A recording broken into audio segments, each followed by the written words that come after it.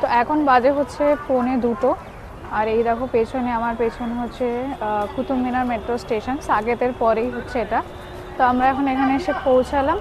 এবার এখান থেকে অটো করতে হবে, অটো করে হয়তো 5-10 মিনিট মতো লাগবে, তাহলে আমরা পৌঁছে যাবো কিন্তু কুতুব মিনারে। চলো দেখো বাইরেটা দেখো।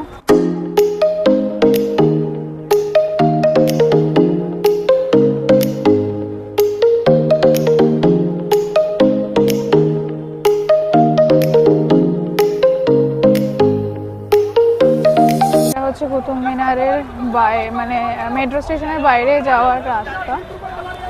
এখানে সমস্ত অটো পাওয়া যায়, মানে বাইরে আসলেই কিন্তু এরকম ভাবে অটো পেয়ে যাবে, আর এরা মানে চিল্লাতে থাকবে কুতুব মিনার বলে। তো এক একজনের 30 টাকা করে চাইছে, বেশি দূর না, তাও অনেকটাই বেশি চাইছে আর কি এরা। তো 20 টাকায় কেউ যেতে রাজি হলো না, অনেক দরদাম করলো, তারপরও 20 টাকায় কেউ যেতে রাজি হয়নি, তাই লাস্ট অবধি 30 টাকাতেই যাওয়া হচ্ছে। বেশি দূর না, তারপরেও ওরা 30 টাকাই নিচ্ছে। চলো 30 টাকাতেই যাওয়া যাক এবারে।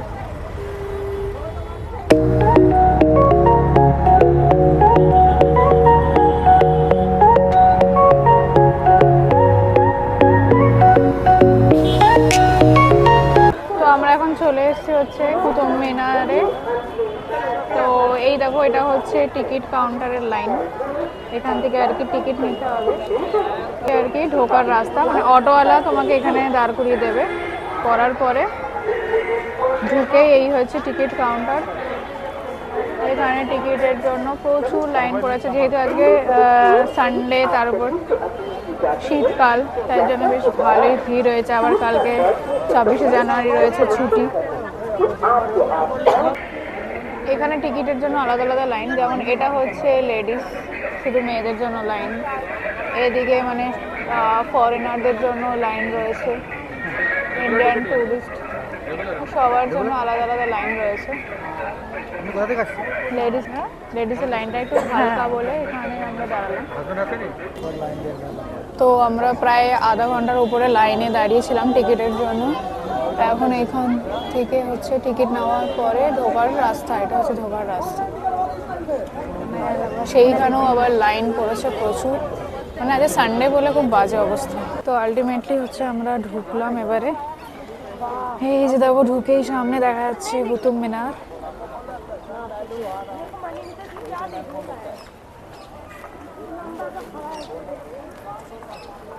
দেখো এখানে দেখতে পাচ্ছ প্রচুর ফরেনারও এসছে দেখার জন্য। তারপরে আমরা হাঁটতে হাঁটতে একদম চলে গেলাম কুতুব মিনারের সামনে। কুতুব মিনারের হাইট হচ্ছে 72.5 মিটার। এটার ভিতরে আগে যেতে দেওয়া হতো, কিন্তু এখন আর এটা বন্ধ থাকে, যেতে দেওয়া হয় না। তোমাদেরকে বলে রাখি, কুতুব মিনারে ঢুকতে কিন্তু এন্ট্রি ফিজ নেয় হচ্ছে 40 টাকা, আর ফরেনারদের জন্য হচ্ছে 600 টাকা করে টিকিট।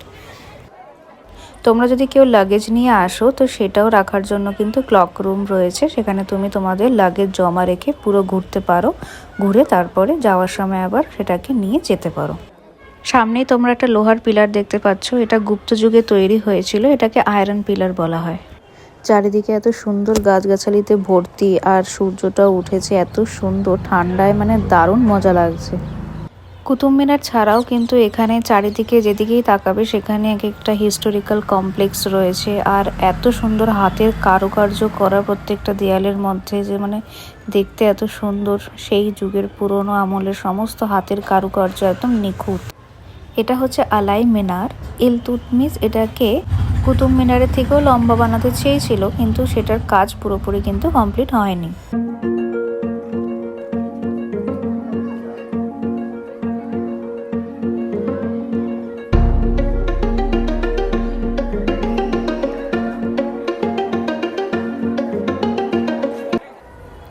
এটা হচ্ছে আলাই দরওয়াজা।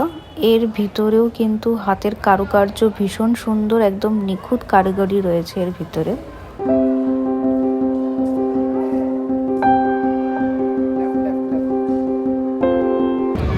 তো এদিক ওদিক অনেক ঘোরাঘুরির পরে, অনেক ফটো ভিডিও করার পরে আমরা এবার এখানে এসে একটু বসেছি।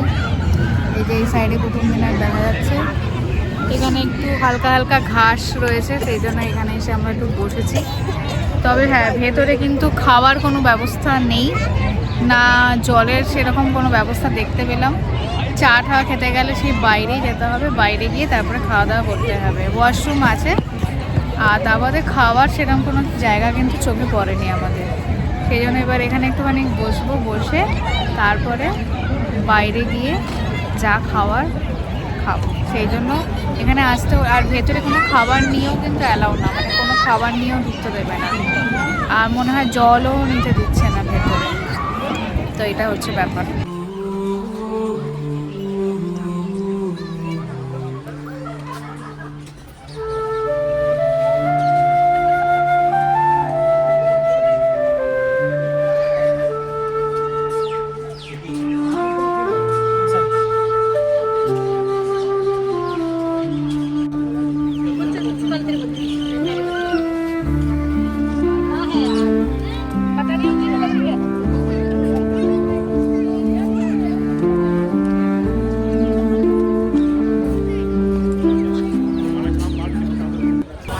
তো এখন আমরা কুতুব মিনার দেখা হয়ে গেছে, শেষ, বেরিয়ে গেছি।